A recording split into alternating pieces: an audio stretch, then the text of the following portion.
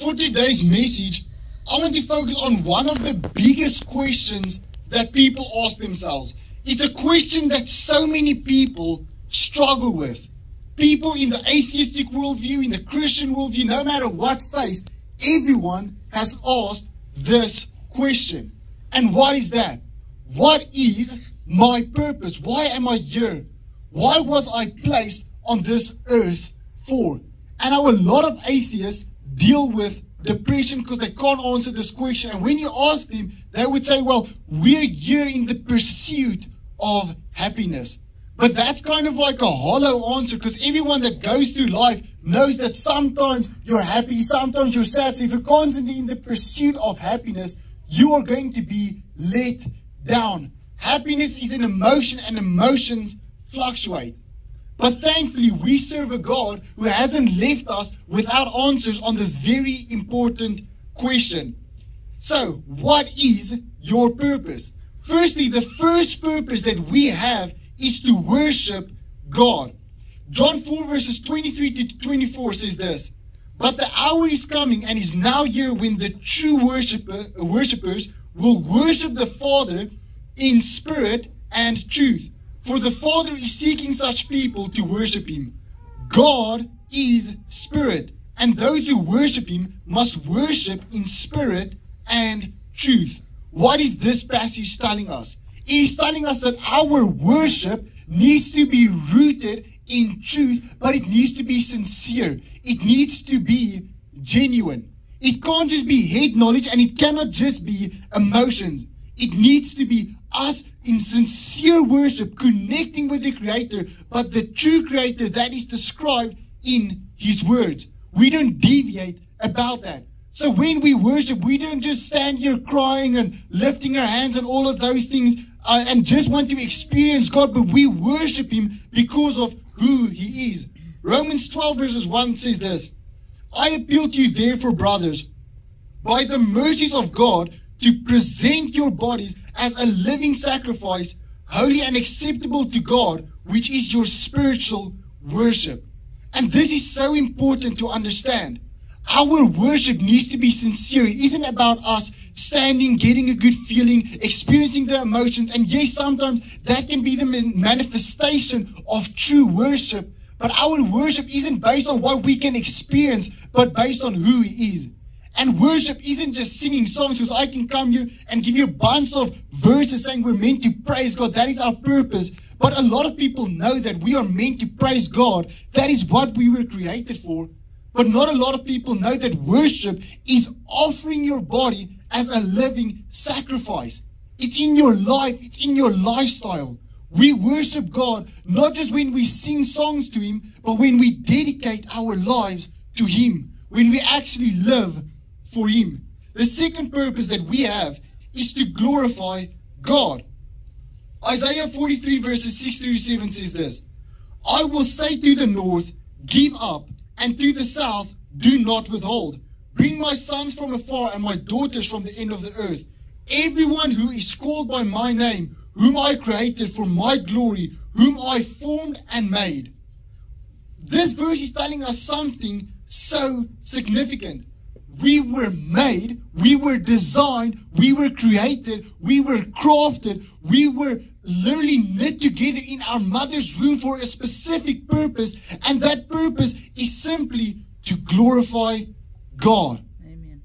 That is our purpose. So firstly, our purpose is to worship God in the way we live. We surrender everything to Him. But secondly, it is to glorify God, to acknowledge everything we're doing. We're surrendering it to Him and we're honoring Him. He deserves the glory. He deserves everything, not us. A lot of people even think when they ask for prayer and everything, and it's very good to ask for financial provision. The Bible isn't against that.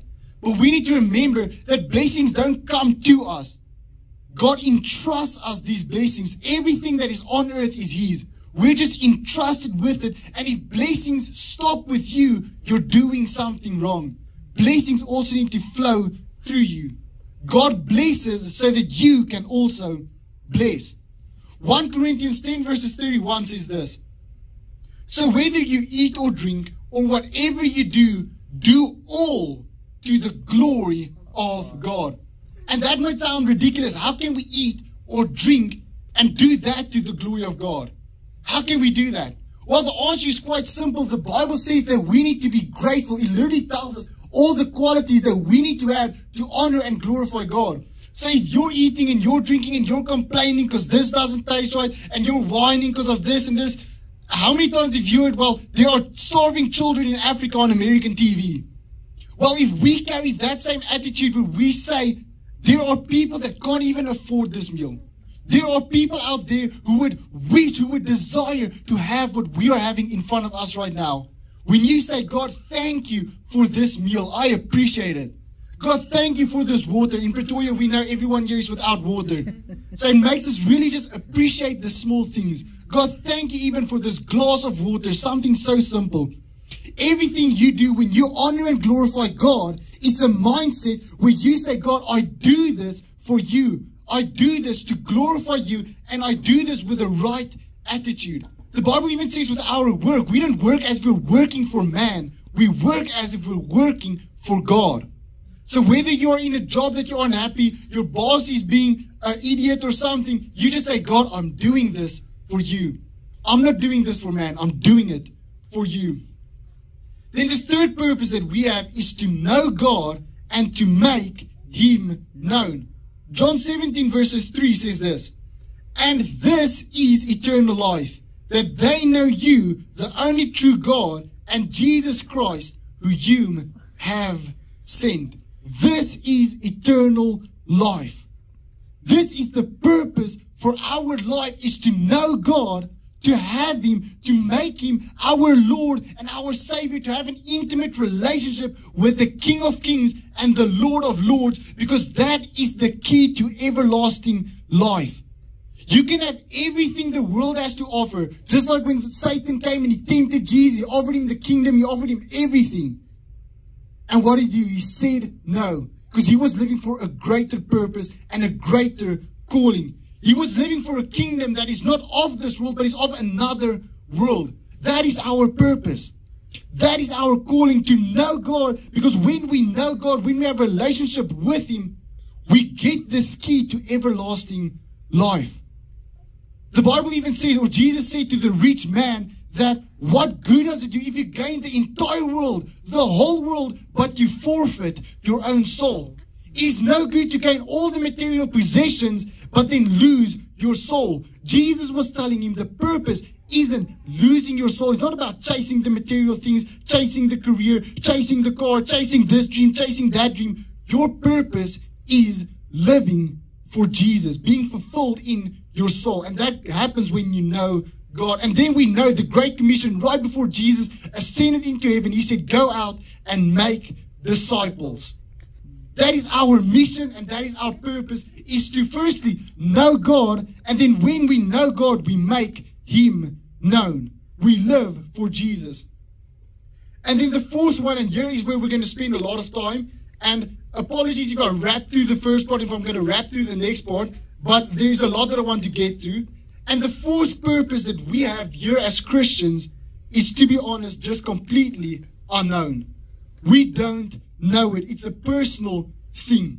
You see, when we talk about the purpose of life, that is what we just discussed. What is the purpose for us being here? What is the purpose for us being created? It's to honor God. It's to glorify God. It's to live for Him. It's to know God and to make Him known. That is our purpose, and that is our calling. We live to worship God. We live to glorify Him. We live to know Him and to make Him known. But then there's a personal aspect. What is your purpose? What is my purpose? What is our individual purpose? And a lot of people can also call it, what is your calling? What were you specifically designed for? Ephesians 2 verses 10 says this, for we are His workmanship, created in Christ Jesus for good works, which God prepared beforehand that we should walk in them. And for anyone that knows Ephesians 2 verses 1 through to 9, it tells the entire story of salvation. How we were once dead in our trespasses, but because of God's grace and through our faith, we are now saved. And right after that passage that talks about your salvation and about my salvation, we see this. It doesn't end with your salvation. You and I were created for something specific. And this something specific was created for everyone, because salvation is a gift for everyone. So even before you put your faith and your trust in Jesus, God already had a plan and a purpose for your life. But the question is, are you going to take up that calling? Are you going to say, yes, God, I want to walk in your purpose and in your plan for my life? Colossians 1 verses 9 says, and so from the day we heard, we have not ceased to pray for you, asking that you may be filled with the knowledge of His will in all spiritual wisdom and understanding. So this verse is telling us that there was prayer between believers, and this also shows the importance of community, praying for each other's purpose. Paul was saying that I am praying that your purpose, your individual calling, what you were specifically created for, will be revealed. Yes, we worship God. Yes, we glorify Him. Yes, we know Him and we make Him known. But there is even a deeper level of a purpose in your life that you need to walk in your Christian life. And God made that purpose specifically for you. Now, we need to understand these few things about our calling. The first one is that our purpose is only found in God. Because right now you hear a lot of questions, or you're probably sitting there with a lot of questions. This is a completely unknown thing. What is my purpose on an individual level? And it's something that I can pray for you about, but I cannot tell you. You have to pray, you have to see God, and you have to see in these next things that we are going to discuss, where is my purpose and calling? So I'm going to just shine a bit of a light on it, and hopefully through prayer and through God's guidance, you will receive an answer and you will just get a bit more clarity. So number one, our purpose is found in God. This understanding changes everything. That is something that the world struggles against. Because all the things like what we were here for, what we were created for, all the things I discussed earlier, the world is lacking. The Bible says that we were all created with a God-sized hole in our hearts. We were all created with a void that only He can fill. So you will never live in the purpose of your life, in the true calling of your life, if you never have God in your life. Psalm 16 verse 11 says this, you make known to me the path of life. In your presence there is fullness of joy. At your right hand are pleasures forevermore. And then we also know that the Bible says, commit whatever you do to the Lord and He will establish your steps. Our purpose and our calling isn't found in the temporary things. It's not found with your boss. It's not found with your spouse. It's not found in your children. It's found in Christ alone. Our calling and what we were created for isn't found in the temporary things, because then you're living for a temporary purpose and a temporary achievement. We are living for the eternal King of Kings, the one who is, who was, and is to come. And because we live for Him, our purpose is eternal and it serves an eternal function. Now, the second thing that we need to understand is that our calling and career are two separate things. So, when a lot of people, when we read the Bible, if you're wondering why I'm struggling here with papers, it's because Jock forgot to charge the tablet. So, you have him to thank for that. So, our calling and our career are two separate things. And even the Apostle Paul showed this to us. He was out there being a missionary, evangelizing, witnessing to people, helping plant a church and build up that church. And while he was doing all of that, he built tents to sustain his ministry. Sometimes in our life, and it's a very big blessing if those two can mix somehow, where your calling becomes your career. But we need to understand that oftentimes, in most cases, our calling and our career is completely different. Our career is to do what God said, which is to provide for our families and to sustain our children, to help them. And work isn't a bad thing, because as long as we live on this earth, we will work, because it's through the sweat of our brows that we will earn our bread. But oftentimes our calling is something different. Even in the Bible, we read that there are different limbs. We're all part of the same body of Christ, but we each have different functions. Some are meant to be a pastor, a teacher, an evangelist, a missionary, and others sustain the church, evangelize in the local communities, and each play an equally important part in the body of Christ. So oftentimes the income that you make, the money that you earn, it is meant to also help the church as well, help those outside of the church as well. And even for me and Jock, our calling, we're not living off of the churches, the funding of the churches. So we are living off of our own income, and we are using it to sustain our calling. And then the next thing that we need to understand is that we need to trust God's timing. Now, when I did research for the sermon, this very interesting character in the Bible stood out for me, and his name is Nehemiah. And now Nehemiah was a governor, and he was in the Babylonian exile. He was there, he was a cupbearer, and we read this in Nehemiah 1 verses 1. The words of Nehemiah, the son of Asaliah. Now it happened in the month of Chislev, in the 20th year, as I was in Susa, the citadel. And so what do we see here? We see here in this certain month, the month of Chislev, he was out here, and he had received this word. He heard that the walls of Jerusalem went crumbling down, the temple is destroyed, his hometown, his home country is completely in ruins, and he felt this calling to go back and help restore it. And he didn't go back immediately because he trusted God's timing. So what do we see in Nehemiah 1? We see he received this calling. He felt this calling, this purpose to go back and to fix Jerusalem.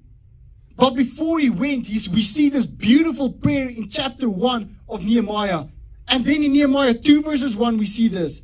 In the month of Nisan, in the 20th year of King Artaxerxes, when wine was before him, I took up the wine and gave it to the king. Now I had not been sad in his presence.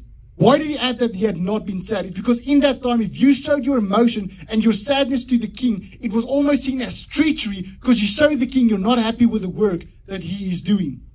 So here we see it's a completely different month. And if you look at the Hebrew calendar, it is 4 months apart where he first received this calling and this purpose. But here in this timing, he trusted God's timing, and the opportunity came to bring up to the king, where he felt this calling that now is the time that I have to bring it up, because now is the time for me to walk in my purpose. It wasn't something that happened immediately. It's something he waited for, and 4 months later, the opportunity came up, and he mentioned it to the king.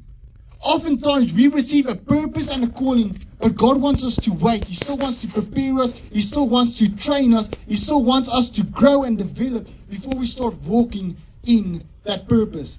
When you receive a word from God, or when you receive something that you believe God placed a purpose in your life, don't just jump in head first. We need to understand that we need to seek God before making those decisions. God's timing is better than our timing. Oftentimes, people's plans fail because we don't trust God's timing, we trust our own timing. The next thing that we need to understand, and it kind of leads into this, is that every good opportunity isn't a God opportunity. Romans 12 verses 1 through 2 says, I appeal to you therefore, brothers, by the mercies of God, to present your bodies as a living sacrifice, holy and acceptable to God, which is your spiritual worship. This is the verse we read earlier, but this one builds on it. Do not be conformed to this world, but be transformed by the renewal of your mind, that by testing you may discern what is the will of God, what is good and acceptable and perfect. We need to test what the will of God is and when it is his timing. In Nehemiah, he made this request, and he said to the king, he said, I'm going to throw out a bunch of desires, things that I want for the king to even grant me. I'm going to ask for his permission to grant me a bunch of things. He was testing the water, seeing if now is the time God will open that door. He was trusting God with the timing, but he was also trusting that God will then open that door in that right moment. If it wasn't God's will, God would have closed the door. But even with his ludicrous and outrageous request, God still opened that door. He tasted and it was opened. And in our Christian faith, we need to do the same. Before you jump in head first, before you just quit your job and open your business, before you just quit the job and plant the church or whatever, test the waters. God will show you if it is his timing. So if you want to start a business, don't quit your source of income that sustains your family. Grow it on the side. And if it is God's will, the doors will open. Don't be unwise as well. And we also know from the Bible that in this Babylonian exile, God prophesied to Jeremiah, and he told him, you're going to be here for 70 years before I send the people back to Jerusalem. So this wasn't going to happen before God's timing. So God brought the idea to Nehemiah in the perfect time, and Nehemiah prayed about it. He sought God for wisdom, for direction. And when that 70 years was up, that's when God gave him that confirmation. And then the next thing that we need to understand is we need to be prepared.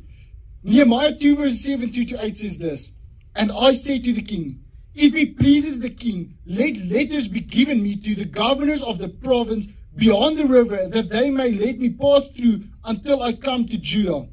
And a letter to Asaph, the keeper of the king's forest, that he may give me timber to make beam for the gates of the fortress of the temple, and for the wall of the city, and for the house that I shall occupy. And the king granted me what I asked, for the good hand of my God was upon me."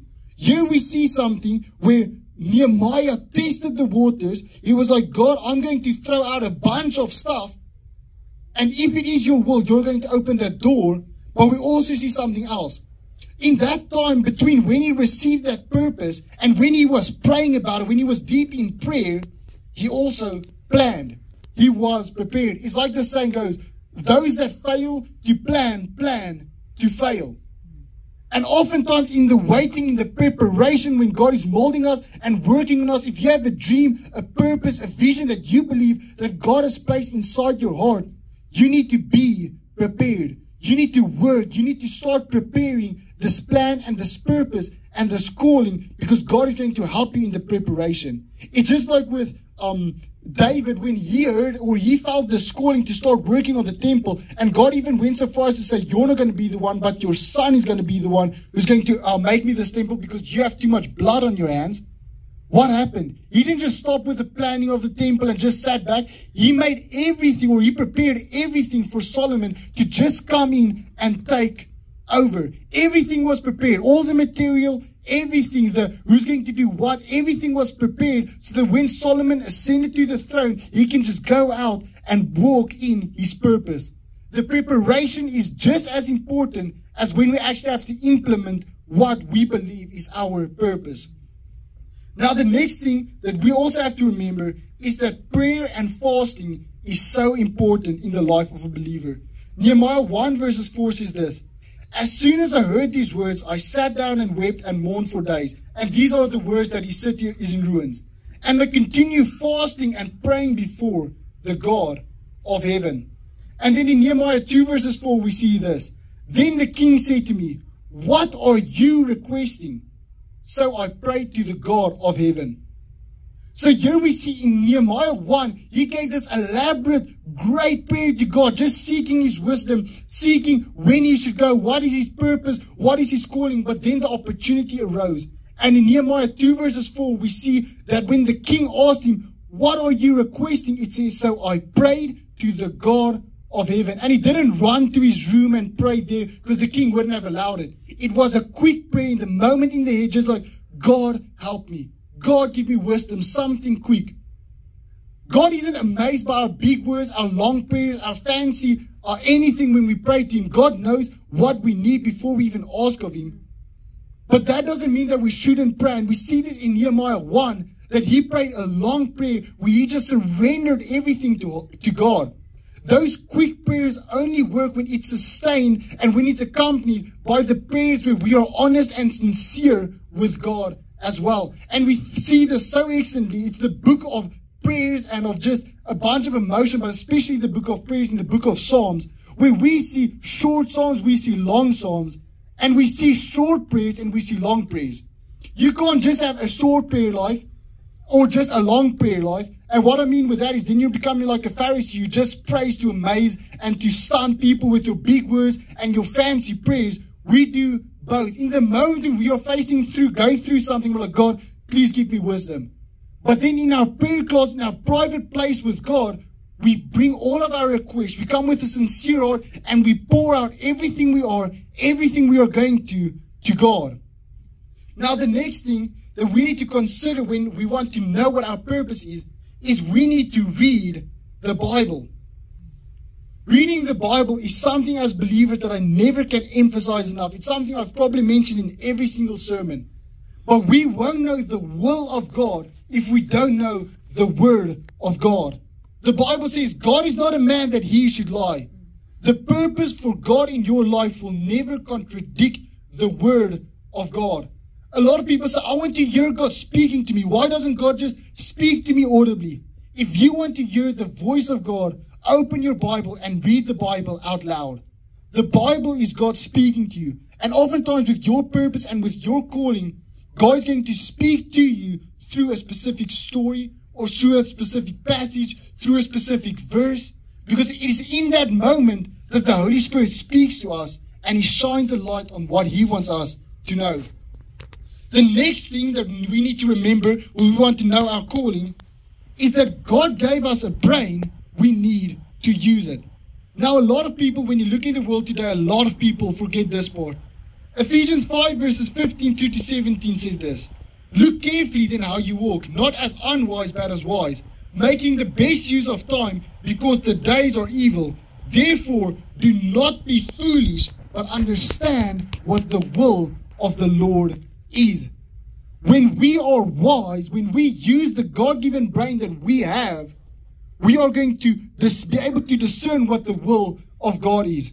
If we just think for a moment about the smaller things in our life, the small decisions, not even the big thing, like what is my specific purpose and calling in the long run, but just the small things that we do, oftentimes we will just avoid making stupid and dumb mistakes if we just sit back and pray to God for wisdom and just use our brain. We know the Bible says that we are wise and God doesn't hold back wisdom when we ask Him. God is the one who gives wisdom, who distributes it. So we are wise when we put our faith in Christ. It's almost like a brain transfer. The moment you put your faith in Christ, you become wise from unwise. That's how it works. The fear of the Lord is the beginning of wisdom. So once we put our faith and our trust in God, once we decide to fear God, we become wise people. That's where it starts. But now we have to keep the wisdom going in our decisions, because oftentimes the flesh, the distractions of this world, the temporary things will distract us to make unwise decisions. Just like Solomon did with all his wives, and he was distracted. Even though he was the wisest person, had all this capability to make wise decisions, it was his flesh that dragged him down. His lust for women got him to sacrifice on the purpose that God has for his life. And yes, he did very good things as the king, but he forgot the important thing, that nothing that you accomplish, nothing that you do means anything if you don't have God, if your soul isn't right with God. Then the next thing that we need to understand is that we shouldn't quit when obstacles arise. One thing that is certain in this life is you will go through difficulties. You will face challenges, and you will face hardships. And in our purpose, in our calling, when we walk in our purpose and when we walk in our calling, a lot of people will quit when it gets hard because they think, no, the doors are just going to open to me. If this is God's will, nothing will ever go wrong. But Paul knew something completely different. It says this in 1 Corinthians 16 verses 9. It says, for a wide door for effective work has opened to me, and there are many adversaries. There are many people here working against me. There is difficulty, there is hardships, even though I know that this door was supernaturally opened by God. Even though you are facing hardships and problems and difficulties, it does not mean that that isn't the purpose that God has for your life.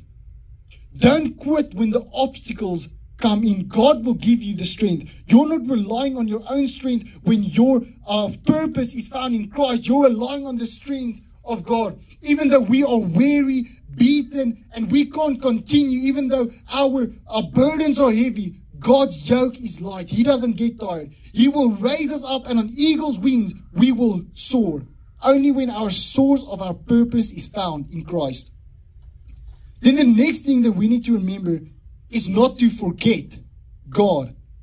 We shouldn't get so caught up in chasing our purpose that we stop chasing God.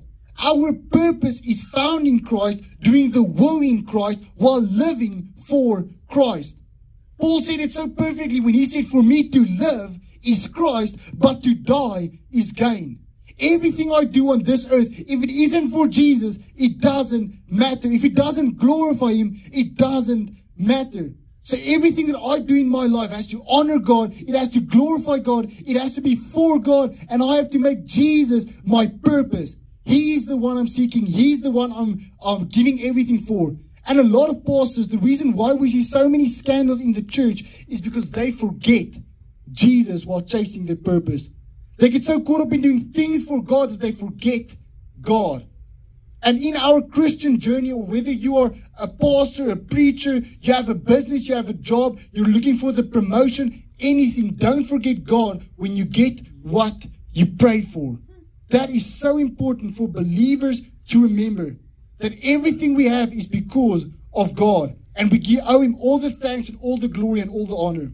Matthew 6 verse 33 says this: "But seek first the kingdom of God and His righteousness, and all these things shall be added to you." And I truly believe, because this is talking about the needs that we have as humans, this is also talking about our purpose, because it is in our purpose that we also meet our needs as well. So I truly believe that when we seek God first, when we seek Jesus first, everything will fall into place. You're not going to know your true purpose and your true calling if you don't know Jesus. And when you finally get there, when you finally have what you believe that you were created for, don't forget God. Don't turn your back on God once you finally get what you've been praying for years for. And then the last thing that we need to remember is to be open to redirection. The first passage that I read from you earlier about the obstacles when God opened this miraculous door was from 1 Corinthians. And then in 2 Corinthians we read this. And it's 2 Corinthians 2 verses 12 through 15. "When I came to Troas to preach the gospel of Christ, even though a door was opened for me in the Lord," here we see another door was opened for him in the Lord, "my spirit was not at rest, because I did not find my brother Titus there. So I took leave of them and went on to Macedonia. But thanks be to God, who in Christ always leads us in triumphal procession, and through us spreads the fragrance of the knowledge of Him everywhere. For we are the aroma of Christ to God, among those who are being saved and among those who are perishing." So here we see God opened this miraculous door for him to go there. And once he got there, his spirit was not at rest. The Holy Spirit was telling something different to him. He didn't feel at rest there. So what did he do? He packed his bags and he was open to redirection from God. And it's not that he made a mistake, because he said God opened that door for him, but it's when he was there, and he even speaks about it, it still had an impact on those around him, because he was carrying the fragrance of Christ. His life, the message that he was proclaiming, still impacted the people there, even though he was just there for a short time. But we learned something very important here. Firstly, the obvious, be open for redirection. But secondly, when we have Jesus in our lives, and our purpose is to know God, but then to make Him known, we will carry His fragrance everywhere. So in the preparation, in the waiting, in the redirecting, in our main purpose, everywhere we are going to share the gospel of Jesus Christ in the words that we speak and in the life that we learn. I thank God that we have a God who didn't leave us in the blank about our purpose. But God doesn't just say everything directly to us in His word about what you individually should do. And why is that? It's because it's an individual thing. You have to pray. You have to seek God for it. And yes, you can come after church and we can pray for you, just like the Apostle Paul prayed for the people, so that they will know their individual calling on their lives. And as a believers, it's important for us to come together and pray for each other for this as well. But it's something that you need to spend time in the Word of God. You need to pray. You need to fast. You need to prepare. You shouldn't forget God. You need to be open to redirection. That is a message that is for you. So if you want to know your individual calling, all the steps of how you can know it is in God's Word. The Bible says that God's Word is a lamp unto our feet and a light unto our path.